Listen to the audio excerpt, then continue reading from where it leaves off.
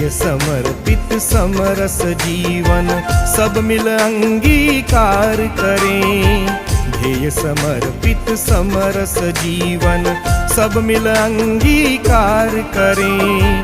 वर्ष शताब्दी अवसर अनुपम, वर्ष शताब्दी अवसर अनुपम, संगठन विस्तार करें। ध्येय समर्पित समरस जीवन।